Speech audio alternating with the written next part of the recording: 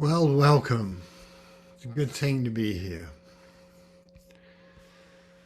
So yesterday we did a retreat on the Buddha, the Buddha who sat on Buddha's seat for eons through universes. They came and went and then still didn't get enlightened. And we thought that was a good metaphor for who needs to get enlightened. You know, what's wrong with now? And and so it's a very Zen thing. If you're trying, that famous old koan about, I'm reaching for the light, please help. Forget about the light, give me the reaching. When you're reaching itself, everything is there. And so it's relevant to this koan because in desire itself, everything is there, whether the desire is fulfilled or not.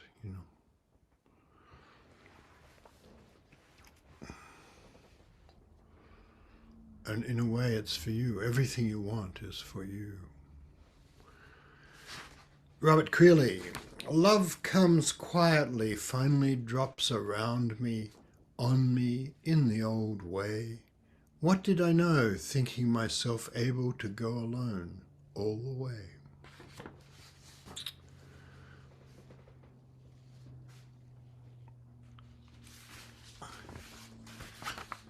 And here's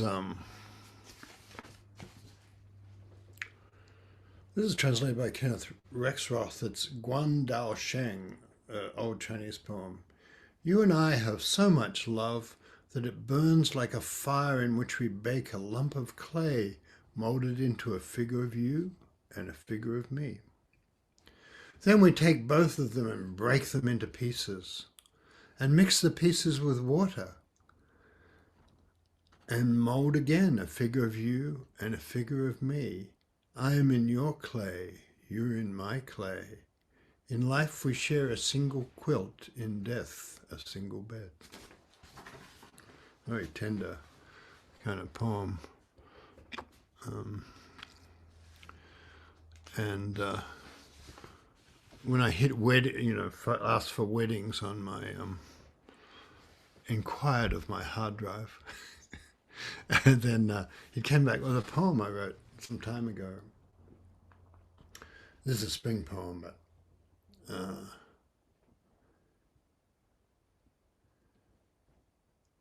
it's about life and being surrounded. The ceremony of spring, bird and flower filled beyond reasons, is winding down. Delirious roses climb trellises and foam over. Golden-crowned sparrows have taken their round, fattened-up bodies and their haunting songs off to their Alaska grounds. Quail walk around the flagstones talking to themselves like my great aunts used to do.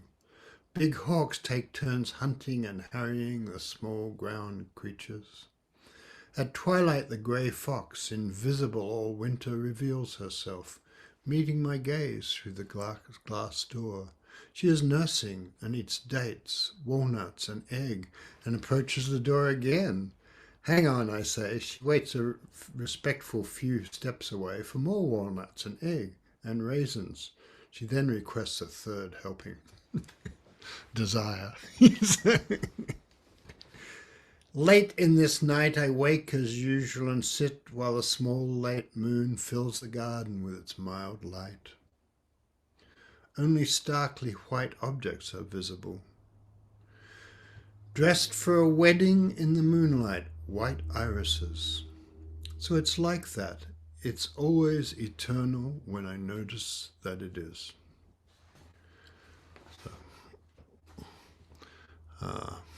Okay. So, and I think there's just no, here's an ancient Egyptian love poem. Translated by Michael V. Fox. I think it's the guy speaking, but this love is as good as oil and honey to the throat, as linen to the body, as fine garments to the gods, as incense to worshippers when they enter in, as the little seal ring on my finger. It's like a ripe pear in my hand. It's like the dates we mix with wine. It's like the seeds the baker adds to bread. We will be together even when old age comes. And the days in between will be food set before us, dates and honey, bread and wine.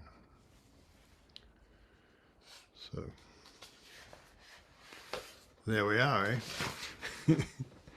Some things are kind of eternal, like, since that's, I don't know, that's very old though. It was written in hieroglyph, deciphered from a tomb. So, here's a more theory kind of based one, which is real, and one of his letters. The point of marriage is not to create a quick commonality by tearing down all boundaries. On the contrary, a good marriage is one in which each partner appoints the other to be the garden of their solitude. And thus they show each other the greatest possible trust. A merging of two people is an impossibility, and where it seems to exist, it is a hemming in, a mutual consent that robs one party or both parties of their fullest freedom and development. But once the realization is accepted that even between the closest people infinite distances exist, a marvelous living side by side can grow up for them if they succeed in loving the expanse between them, which gives them the possibility of always seeing each other as a whole and before an immense sky. So, and I think any relationship is really like that. Can I value your being you?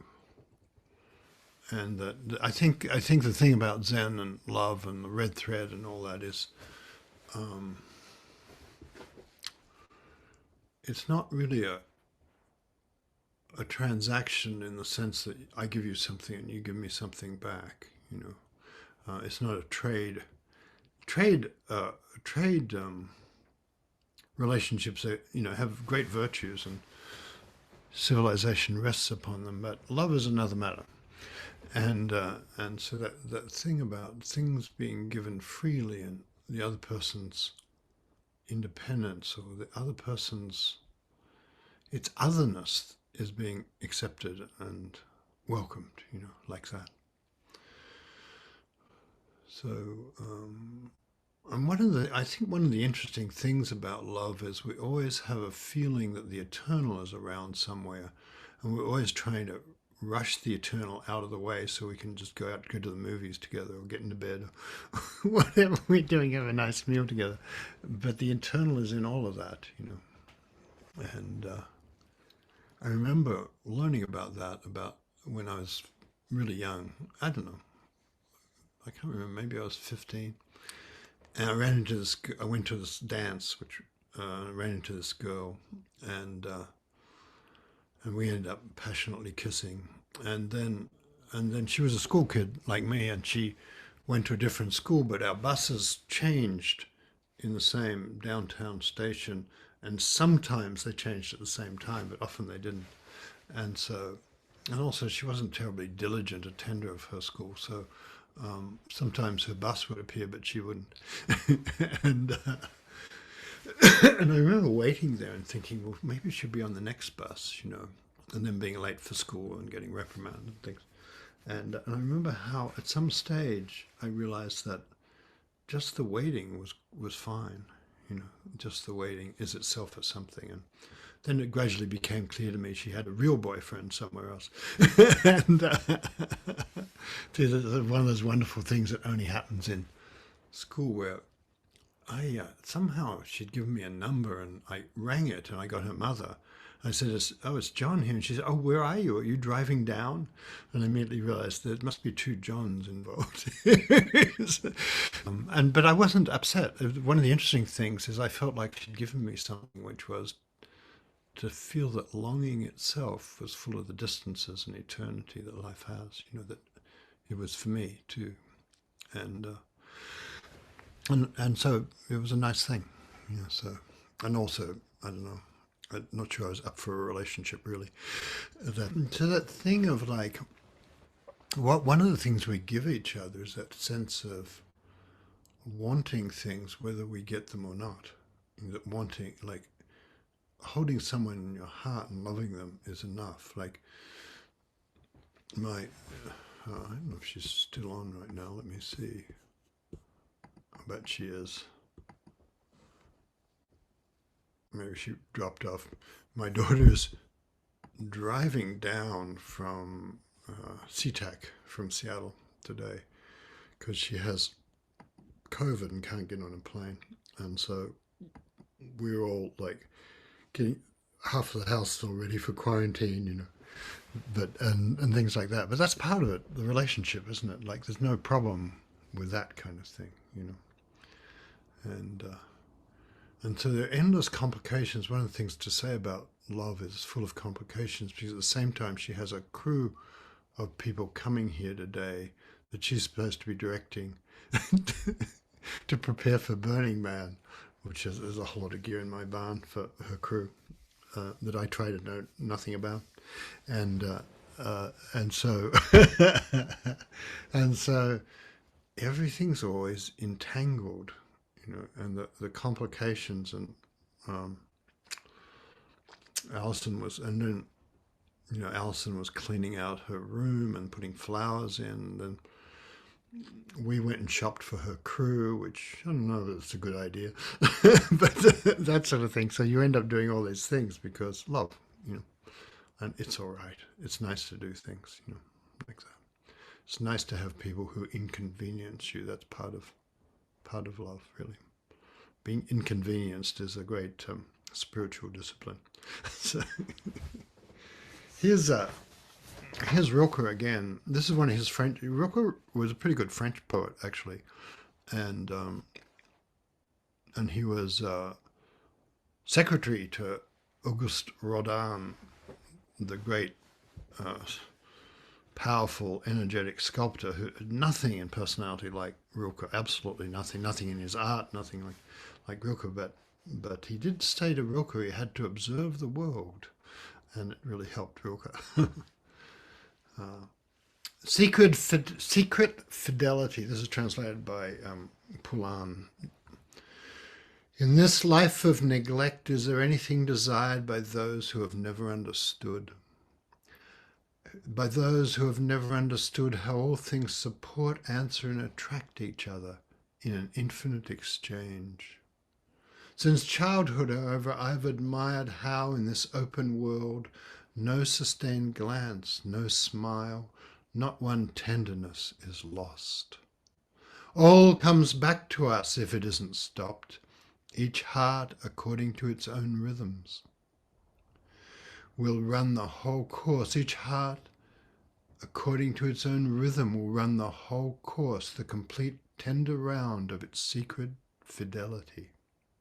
I just got a note from Serafina saying, I am here. Good. So we can tell that in the monastic life, there's a lot about don't